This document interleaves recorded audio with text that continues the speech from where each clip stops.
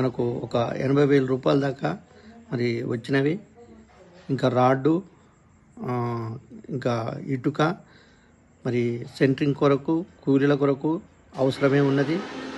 దాతలు మీ వంతు సహాయం చేసి స్వామివారి మరి దీవెనలు పొందుకోండి. మీరందరూ మరి సహాయం చేస్తేనే ఈ కార్యక్రమం మరి ముందుకెళ్తుంది. మరి ఈ డిస్ప్లేపై ఉన్న నెంబర్కు కాల్ చేసి మీ అమూల్యమైన